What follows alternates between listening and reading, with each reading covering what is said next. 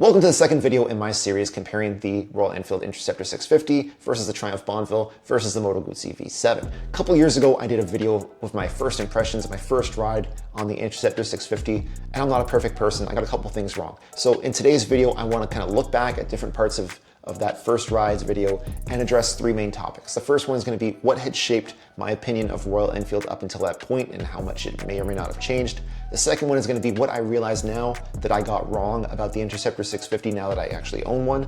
And the third one's going to be what I got right, because I want to try and paint for you guys the most honest and well-rounded picture of this motorcycle that I can give you. Finally, we'll talk about how my opinion of this bike has changed from the expectations of my first ride to the reality of owning one. And then I'll also talk about looking forward, what you guys can expect in the next couple videos from my Interceptor versus Bonneville versus V7 series. Now I'm Adrian from YouMotorcycle. I make videos that help motorcyclists. And hopefully if you are interested in any of those three bikes, this video will be helpful to you.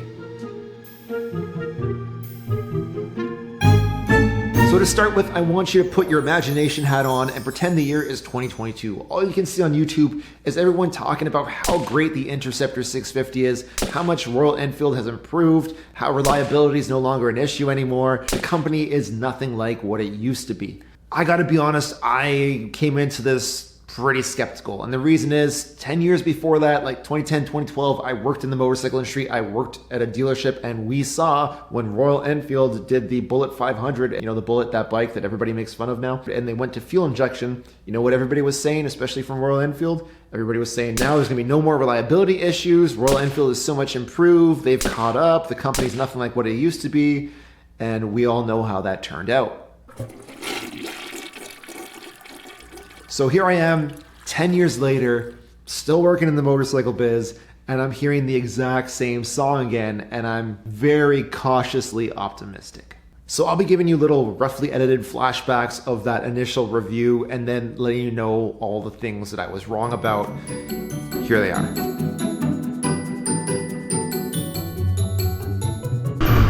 Intermediate to advanced, you might find it dull, boring, plain, completely lacking of any particular character set that makes it easy to talk about. I believed that at the time, but what I've come to realize now that I have the luxury of having spent more time with this bike is that its personality type is really just old school chill, that mellow is a personality type, and it's not exciting. And I think that's why I thought the character was lacking. There is character, but it's not exciting. So to give perspective, if we look at my Triumph Bonneville over here, my Bonneville makes way more horsepower, way more torque. It's a faster bike, so it's a much more exciting bike. But this is, in terms of personality, the most bland motorcycle in my garage right now. The Bonneville, not the Interceptor. The Interceptor, it might be a mellow, it might be an old school, charming kind of personality, but the Interceptor does have personality. It's just not an exciting one. It is what it is.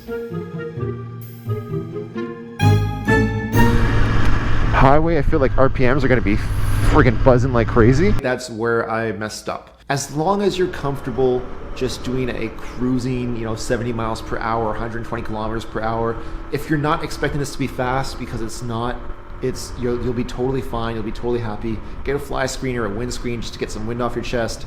This bike is comfortable on the highway in terms of what it can do. You'll be just fine. My bad.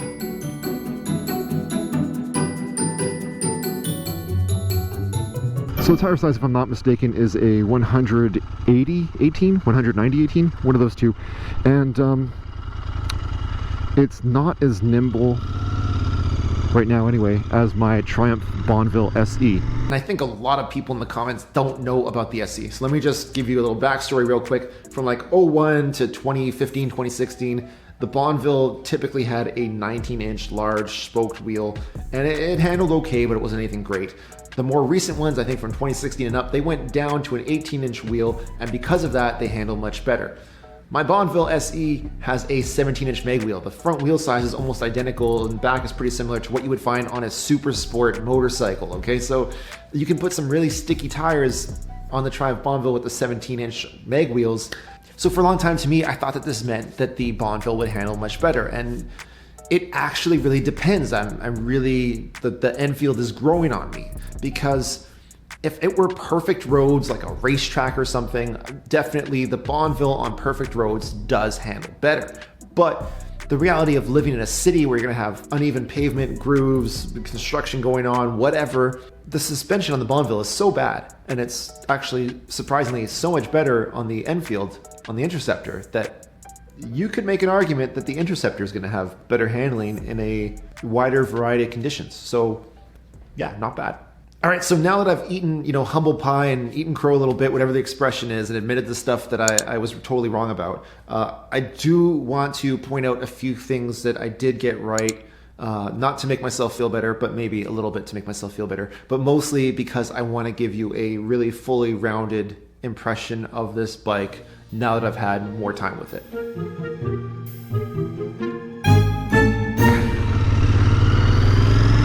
Easy handling. So I mentioned easy handling and that it's not a hard bike to ride whatsoever. I totally stand by that. This is right out the box.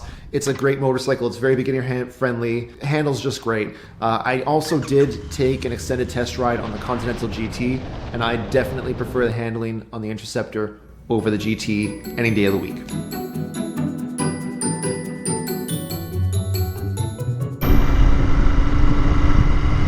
You know what? It does shift very smooth. It does feel very smooth. It feels and shifts smoothly. Yeah, absolutely. The shift linkage, I've talked to another owner of an Interceptor 650. You're definitely, especially if you have bigger feet or you're riding boots, you're definitely want to play with the linkage, because I feel like where it's positioned, the nice thing is it's adjustable. Where it's positioned from factory is kind of goofy. So you can play with that a little bit, but once you have it set it up for your size foot and your size boot, shifting is smooth, transmission is smooth, everything is just buttery smooth and just how it should be. They did great. Pause for a second because I want to mention something I didn't talk about in my video review about the Enfield at all because I hadn't learned it yet.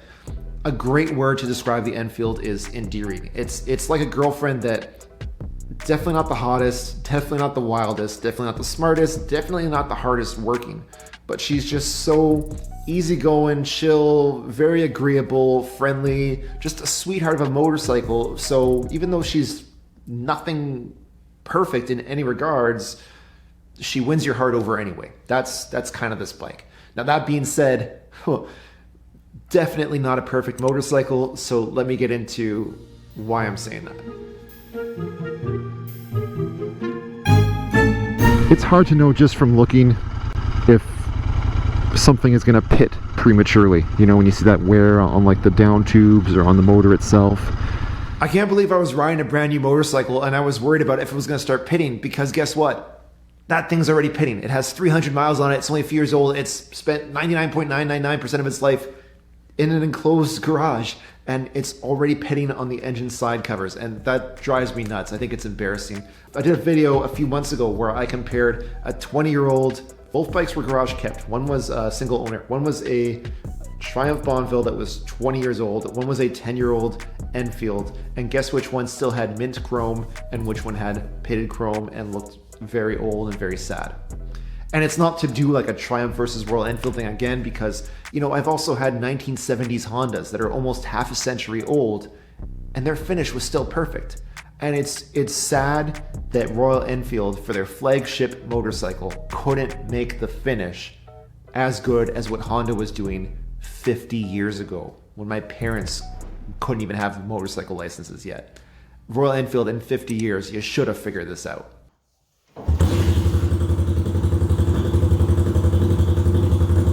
And I know I've said this a bunch of times on my channel, and if you've been watching a long time, you might be tired of hearing it, but essentially my idea is a great motorcycle isn't a motorcycle that's great brand new. Any manufacturer these days can do that. A great motorcycle is a motorcycle that 5 years after you've owned it, 5 years later, 10 years later, 5 or 10 years later is still great. It's still just as good as brand new. It's still just as great as brand new. And yes, there are videos that you can watch that will show you, because it's a common issue. It'll show you how to take your side covers off your Enfield engine, how to rebuff it, how to put it back together. But you shouldn't have to take your motor apart every few years just to not make it look shitty. Not in 2023. We should have standards that are better. Shame on you, Royal Enfield. Anyway, let's change subjects now.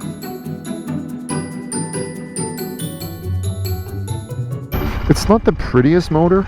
The weird, like 3 different tones. I don't like that you have chrome exhaust pipe and then like polished side cover casing, and then the motor itself is like gray, and then part of the cylinder is black, and then it's gray, and then it's polished again.